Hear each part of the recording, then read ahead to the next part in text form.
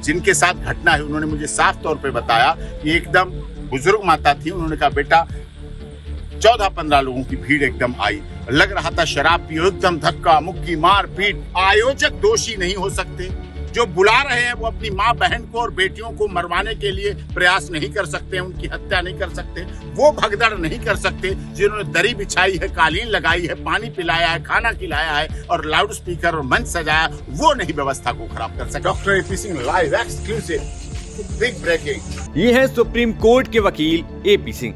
भोले बाबा हादसे में अब भोले बाबा की तरफ से सुप्रीम कोर्ट में एपी सिंह पैरवी करेंगे।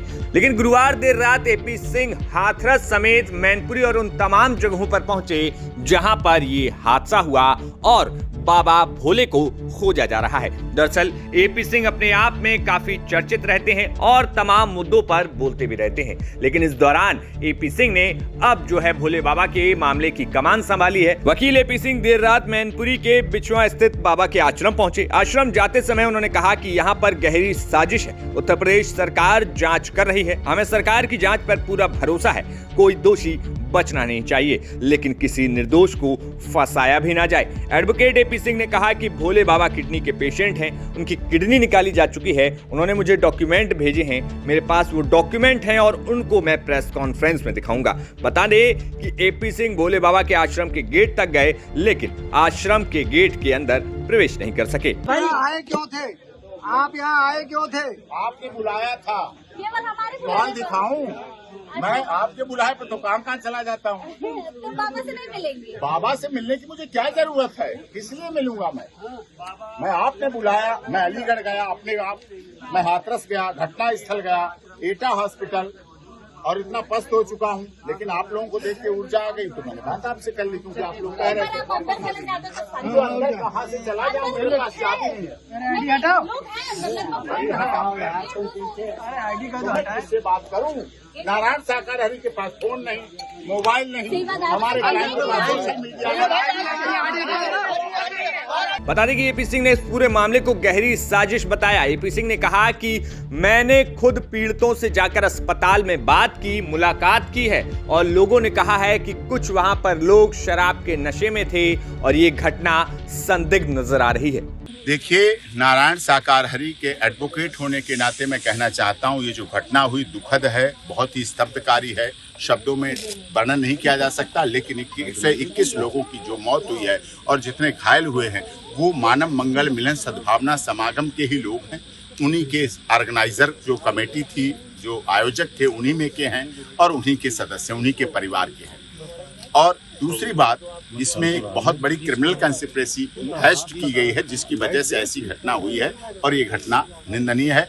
हमने हॉस्पिटल में बात की, इंजर्ड से बात की, जो जिनके साथ घटना है उन्होंने मुझे साफ तौर पे बताया कि एकदम बुजुर्ग माता थी। उन्होंने कहा बेटा 14-15 लोगों की भीड़ एकदम आई, लग रहा था शराब पियो, एकदम धक्का मुक्की मार पीट। उन्होंने कहा जितने वर्षों से मैं आती हूँ, मैंने पूछा कब से आती हूँ, कहीं 15-16 साल हो गए, हर महीने जाती हूँ मैं हर जगह, क्योंकि उन्होंने बताया कि हर महीने प्रथम मंगल को आयोजन होता है और अभी पीछे नहीं हुआ था, कोरोना नहीं, ये जो इलेक्शन कमीशन ऑफ इंडिया की आचार संहिता लगी हुई थी, तो इलेक्शन कमीशन की आचार संहिता की वजह से नहीं हुआ। इसलिए तो आपको क्या लगता है ये हादसा क्यों हुआ? ये हादसा प्री प्लान साजिश के तहत किया गया, क्योंकि जो मैंने घटना स्थल देखा, आप भी वरिष्ठ पत्रकार हैं, आपने भी देखा, सब तरफ खुला था, हाईवे था, बहुत खुला हुआ था और ग्राउंड जीरो पर रिपोर्टिंग कर रहे हो, रात के समय गर्मी में भी खड़े हो, ये आपके महत्वता को बताता है, मीडिया के चौथे स्तंभ की मजबूती को बताता है। लेकिन वहां आपने देखा है सब जगह थी, खुली जगह थी और उसके आधार पर जो घटना हुई वो प्लांट थी। सर एक सवाल, इसीलिए SIT के तहत honourable retired high court justice और रिटायर्ड IAS IPS की निगरानी में इसके केस की जांच होगी और हम उत्तर प्रदेश पुलिस की जांच से सही हैं और खुश हैं। और उत्तर प्रदेश सरकार ने 2 लाख, केंद्र सरकार ने 2 लाख रुपए दिए हैं, हम उनका भी सर एक पत्र जारी किया गया आपके पास से कि नारायण हरि का पक्ष जो रखेंगे वो आप रखेंगे, आप ही के तरफ से एक पत्र जारी हुआ, मेरे पास आया तो मैं खुली किताब हूँ, क्योंकि आप लोगों ने भी 26 साल में मेरी वकालत में देखा होगा, मैं खुली किताब हूँ, मन में कुछ रखता नहीं, इसीलिए आराम से नींद सो जाता हूँ। और सामने सब बात है। जो मेरे पास आया मैंने आगे कर दिया, इसको कर कैसे संपर्क हुआ था? जो संपर्क हुआ करने वाले हैं, क्लाइंट को थोड़ी बता दिया जाएगा। अब आप फीस पूछने लगोगे, फिर आप कहोगे कैसे क्या हुआ, फिर ये अच्छी बात है। आपको क्या लगता है कौन दोषी है? दोषी जांच SIT करेगी, पुलिस करेगी, निश्चित तौर पर दोषी मिलेंगे। एक बात मैं दावे के साथ कह सकता हूं, आयोजक दोषी नहीं हो सकते। जो बुला रहे हैं वो अपनी माँ बहन को और बेटियों को मरवाने के लिए प्रयास नहीं कर सकते, उनकी हत्या नहीं कर सकते, वो भगदड़ नहीं कर सकते। जिन्होंने दरी बिछाई है, कालीन लगाई है, पानी पिलाया है, खाना खिलाया है और लाउड स्पीकर और मंच सजाया, वो नहीं व्यवस्था को खराब कर सकते। जिनके खिलाफ FIR उन पे 1 लाख रुपए का इनाम घोषित हुआ है, वो मुझे जानकारी नहीं है, पता चलेगा तो मैं उसका आगे प्रोसेस करूंगा। बता दें कि यूपी पुलिस ने फिलहाल सत्संग के आयोजकों के खिलाफ FIR दर्ज कर ली है। आरोप है कि इस कार्यक्रम में 80,000 लोगों के जुटने की अनुमति थी, लेकिन 2.5 लाख लोगों को जुटाया गया था। हालांकि FIR में भोले बाबा का नाम दर्ज नहीं है।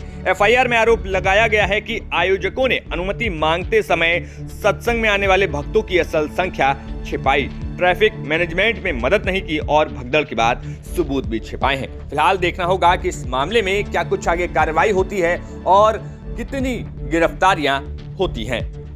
Bureau report, news nation.